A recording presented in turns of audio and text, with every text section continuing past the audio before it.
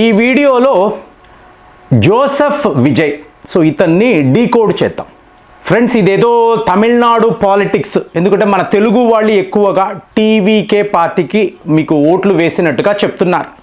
So ఆ politics మనకు అక్కర్లేదండి. సో మనం ఎప్పుడూ కూడా దేశము, దేశ రక్షణ ఇదే కదా మాట్లాడతాం.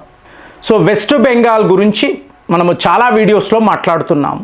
అలాగే పంజాబ్లో ఖాలిస్తాన్ మూమెంట్ ఉంది కదా, బంగ్లాదేశ్ నుంచి వెస్ట్ బెంగాల్లోకి వచ్చే మీకు ఈ వలసదారులు, అలాగే రోహింగ్యాస్, ఇదంతా మాట్లాడుతూ ఉంటాం కదా. సరిగ్గా ఇలాంటి ఒక పరిస్థితియే తమిళనాడులో ఉందా అంటే 100% అవును. అంటే మీకు కట్టింగ్ ద సౌత్ అని అంటారండి. Cutting the Punjab, cutting the west Bengal, cutting the south. South అంటే ఇవాళ మనము ద్రావిడ రాష్ట్రాలు అంటున్నాం, ఒకప్పుడు తమిళనాడువే కదా. సో ఇప్పుడు ఈ జోసెఫ్ విజయ్ మీరు చూసారనుకోండి, ఒక 2 ఎపిసోడ్స్గా మాట్లాడాలండి, ఎందుకంటే చాలా వ్యవహారాలు ఉంటాయి. మీరు ముందు ఇతని ఫ్యామిలీ బ్యాక్గ్రౌండ్ని చూడండి. ఇప్పుడు ఇతను గెలిచిన వెంటనే మీకు వాళ్ళ అమ్మగారు శోభా గారు మా జో గెలిచాడు, మీరు ఏ మూవీ అయినా చూడండి విజయ్ అనే ఉంటుంది, జోసెఫ్ విజయ్ అని మీరు ఎక్కడా చూడలేరు, అవునా? మరి ఇప్పుడు ఒక్కసారిగా ఇతని పార్టీ గెలిచిన వెంటనే వాళ్ళ అమ్మగారు ఏమంటున్నారు, జో అంటే జోసెఫ్ అని అర్థం. సో విజయ్ వెళ్ళిపోయాడు, జోసెఫ్ వచ్చాడు, సింబల్ అండి. అంటే ఒక రా డీకోడ్ చేస్తే ఎలా ఉంటుందో అలా ఊహించుకోండి. ఫ్యామిలీ గురించి మాట్లాడుతున్నాం. సో శోభా గారు చెప్పేశారు, ఇక విజయ్ ఉండడండి, జోసెఫే ఉంటాడు, అయిపోయింది కదా. మీరు అసెంబ్లీలో ఇతన్ని గమనించాలి. ఒక కోటు సూట్ బూటు, అంటే నేను ఒక యూరోప్కి సంబంధించిన నాయకుడిని, ఇక్కడ వాడిని కాను, ఇక్కడ పరిపాలన మీకు యూరోప్ స్టైల్లో ఉంటుంది కాబట్టే నేను కోటు, అది బ్లాక్ కోట్ చూడాలి. ఇంకొక పుతిన్నో ట్రంప్నో యూరోప్ నాయకులను చూస్తే బ్లాక్ కోట్ వేసుకుంటారు, ఇతను కూడా సరిగ్గా అదే పద్ధతిలోనే. సో సింబలైజ్ చేస్తున్నాడు, నేను ఏంటి, నా పాలన ఏమిటి, నా ఎజెండా ఏమిటి, ఫస్ట్ మీరు గమనించాలి. అలాగే ఇప్పుడు వీళ్ళ నాన్నగారు ఎస్ఏ చంద్రశేఖర్ అంటారు, అంటే సేనాపతి ఆల్బర్ట్ చంద్రశేఖర్, అంటే బ్యాప్టైజ్ చేయడం అండి. వీళ్ళ పేర్లంతా మీకు బ్యాప్టైజ్ చేసిన తరువాత ఇప్పుడు జోసెఫ్ అంటే క్రైస్తవ పేరు, విజయ్ అంటే హిందూ పేరు, చంద్రశేఖర్ అంటే వాళ్ళ తండ్రి, ఇదే కదా ఇతని ఫుల్ నేమ్. కానీ మరి మూవీస్లో ఎందుకు ఓన్లీ విజయ్ అనే వేస్తారు, దేన్నో హైడ్ చేస్తున్నారు. సో ఎస్ఏ చంద్రశేఖర్ కూడా ఇంతే, వాళ్ళ నాన్నగారు కూడా అంతే. అసలు ఆలయాల్లోకే వెళ్ళకూడదు. ఇంకా 2018లో అసలు ఈ తిరుపతి ఏంటి, ఈ తిరుపతి బాలాజీ ఏంటి, ఈయనకి ఇంతంత లంచాలు ఇవ్వడం ఏంటి, మీ హిందువుల ప్రవర్తన ఏమిటని అడిగిన వ్యక్తి ఇవాళ మీకు మే 4వ తారీఖు తిరుత్తణి వెళ్ళి పూజలు, తన అబ్బాయి గెలవాలని పూజలు చేసుకుంటున్నారు. అంటే ఇది కామన్ మ్యాన్ ఆలోచించడండి, కామన్ మ్యాన్కి దీంతో అవసరమే లేదు. మాకు ఈ డిఎంకే చెత్త వద్దు, ఏడీఎంకే అసలే వద్దు, కాబట్టే మేము టీవీకే విజయ్కి ఓట్లు వేస్తున్నామని వాళ్ళు అనుకుంటారు. కానీ దీని వెనుక 500 ఏళ్ల చరిత్ర ఉంది అంటే మీరు నమ్ముతారా? విజయ్ అనబడే వ్యక్తి, ఇతను తమిళనాడు చీఫ్ మినిస్టర్ అవ్వడానికి 500 ఏళ్ల నుంచి ప్రయత్నాలు జరుగుతున్నాయి. అప్పటికి ఈయన పుట్టలేదు, వీళ్ళ నాన్నగారు పుట్టలేదు, వీళ్ళ తాతలు ముత్తాతలు కూడా లేరు. కానీ ఇది జరగబోతుంది అని అప్పుడే వీళ్ళు ప్లాన్ చేసుకున్నారండి. ఇది ఎలా ఉంటుంది అంటే చాలా డీప్గా వెళ్తుంది ఫ్రెండ్స్. ఎందుకంటే ఇప్పుడు విజయ్ నాన్నగారు వాళ్ళ అమ్మగారు ఈవిడ ఒక అద్భుతమైన బాబా గుడి కట్టారు, హిందువుల ఓటు బ్యాంక్. సో ఇక్కడతో అయిపోయిందా అంటే మీకు విజయ్ వాళ్ళ భార్య సంగీత, ఈవిడ ఒక ఎన్ఆర్ఐ అండి, ఈవిడ యూకేలో పుట్టారు. ఈవిడ నాన్నగారు స్వర్ణలింగం అని అంటారండి. ఈయన ఎవరు ఏమిటి అనేది చాలామందికి తెలియదు. ఈయనకి ఎల్టీటీఈకి కనెక్షన్ ఉందా? ఎందుకంటే ఆ రోజుల్లో ప్రభాకరన్ గారికి ఫండింగ్ మొత్తము కూడా లండన్ నుంచే జరిగేది. సో మీకు సంగీత గారు లండన్లోనే పుట్టి పెరిగారు. ఈ స్వర్ణలింగం అనబడే ఇండస్ట్రియలిస్ట్, ఈయన ఒక ఇండస్ట్రియలిస్ట్ అంటారు. ఈయన చరిత్ర ఎవరికీ తెలియదు. సో ఇప్పుడు త్రిషా గారు ఎంత ప్రమాదంలో ఉన్నారు అనేది మాట్లాడుకోవాలి. ఎందుకంటే త్రిషా ప్రాణాలకు ప్రమాదం ఉందండి. ఈ సంగీత మామూలు వ్యక్తి కాదు. ప్రస్తుతం ఈవిడ లండన్లో ఉన్నారు, డైవోర్స్కి అప్లై చేశారు. వీళ్ళ బ్యాక్గ్రౌండ్ చాలా స్ట్రాంగ్.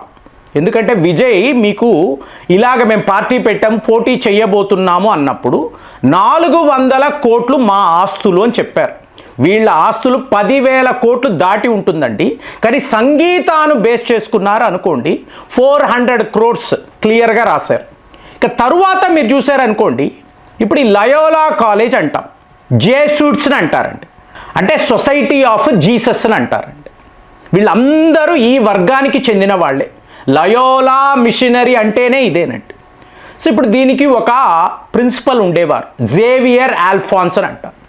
ఈయన స్వయాన విజయ్ గారి మామయ్య. ఈయనే లయోలా కాలేజీ ప్రిన్సిపల్గా ఉండేవారు. అలాగే మీకు జేవియర్ బ్రీటో అంటారు. ఇతను ఒక చిత్ర నిర్మాత.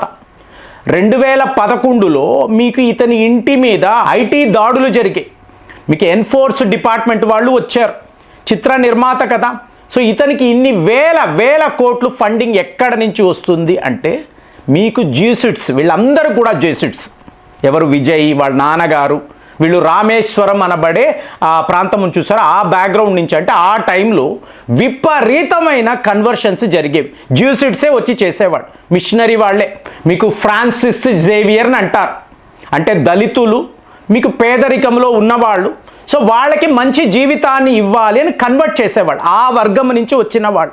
సో లయోలా కాలేజ్ అంటేనే మీకు జేసూట్స్ యొక్క పాలనలో ఉండే ఎడ్యుకేషనల్ ఇన్స్టిట్యూషన్. సో విజయ్ అక్కడే చదువుకున్నారు. వీళ్ళ మామయ్యలు వాళ్ళందరూ కూడా ఆ బ్యాక్గ్రౌండ్ ఉన్న వాళ్ళే, అలుమినీ వాళ్ళు కూడా దానికి చెందిన వాళ్ళే. ఒక్కసారిగా టీవీకే పార్టీ పెట్టారు అనిన వెంటనే మీకు ప్రపంచ స్థాయిలో ఓవర్సీస్ ఫండింగ్ వెల్లువలాగా, ఈ లయోలా మిషనరీకి వెల్లువలాగా 1000 కోట్లు. ఇప్పుడు అందరూ ఏమనుకుంటున్నారు, ఏమండి ఇతను ర్యాక్స్ టు రిచెస్ స్టోరీ అండి, పేదవాడు కష్టపడి హీరో అయ్యాడు, తరువాత ఇవాళ తమిళనాడుకు సీఎం అంటే కానే కాదండి. చెప్తున్నా కదా, ఇది 500 ఏళ్ల చరిత్ర. ఇప్పుడు మీరు విజయకాంత్ని తీసుకున్నారు, ఎంత ఒక పవర్ఫుల్ హీరో అండి. ఇతను కూడా ఒక పొలిటికల్ పార్టీ పెట్టాడు కదా. ఎప్పుడు ఏంటి, ఒకటి డిఎంకేతో ఉంటాడు, లేదా ఏడిఎంకేతో ఉండి పబ్బం గడుపుకుంటాడు. 4 సీట్లు 5 సీట్లు బేరసారా. విజయకాంత్ లాంటి వాడికే ఇదే పరిస్థితి. ఇక్కడ చిరంజీవిని చూశారు కదా, ఒక లిమిటెడ్ పాపులారిటీ అంతే. మీరు సినిమా స్టార్గా ఉండడం వేరు, పాలిటిక్స్ వేరు, చూసాం కదా. మరి విజయ్కి మాత్రం ఇంత పవర్ ఎలా వచ్చింది? మీకు ఏకంగా డిఎంకే ఏడిఎంకేని ఓడించి ఎన్నేళ్ళండి వీళ్ళు, ఎన్ని దశాబ్దాలుగా ఉన్నారు. వీళ్ళ గ్రౌండ్ లెవెల్లో క్యాడర్స్ ఎంతమంది ఉంటారు, కార్యకర్తలు ఎంతమంది ఉంటారు. అలాంటిది వాళ్ళందరినీ కూడా మీరు దాటుకొని తమిళనాడు సీఎం అయ్యారంటే మీ వెనుక ఎలాంటి ఒక శక్తి ఉంది అంటే ఈ శక్తి మీకు మాటల్లో చెప్పలేరండి. సో విజయ్ సీఎం అయ్యారు అంటే అతని ఫ్యామిలీ బ్యాక్గ్రౌండ్ని చూసారనుకోండి, ఇతనికి ఎంత పవర్ఫుల్ బ్యాక్గ్రౌండ్ ఉంది అనేది మీకు అర్థమైపోతుంది. సో అలాంటిది కొన్ని ఏళ్ల పాటు వీళ్ళు ఇలాగా స్ట్రాంగ్ బ్యాక్గ్రౌండ్ పునాదులు వేసుకుంటూ ఫైనల్గా ఒకరోజు తమిళనాడులో ఈ జూయిట్స్ పాలన ఉండాలి, సో ఒక యూరోపియన్ పాలన రావాలి. సరిగ్గా వెస్ట్ బెంగాల్లో మనం ఏం మాట్లాడుతున్నాము, పంజాబ్లో ఏం మాట్లాడుతున్నామో ఇక్కడ తమిళనాడులో కూడా ఇదే జరగబోతుంది క్లియర్గా చెప్తున్నారు. సో అలాంటప్పుడు వీళ్ళ అజెండా ఏమిటి, వీళ్ళ పాలిటిక్స్ ఏమిటి, వీళ్ళు తమిళనాడులో ఏం చేయబోతున్నారు ఆలోచించాలి కదండి. సో ఇదంతా చూసారు అనుకోండి, మీకు మేము హిందువులమే, మేము క్రైస్తవులమే, మేము ఇలా లయోలా మిషనరీకి చెందిన వాళ్ళమే, మేము ఏం చెయ్యాలనుకుంటున్నాం అంటే మేము ఆలయాలకి వెళ్ళగలము, పూజలు చేయగలము, ఇక్కడ చర్చికి వెళ్ళగలము, ప్రార్థనలు చేయగలము, మొత్తము తమిళనాడు మాదే. సో ఇక్కడ డిఎంకేనా ఏడిఎంకేనా ఎవరు ఏంటి అనేది మాకు అనవసరం.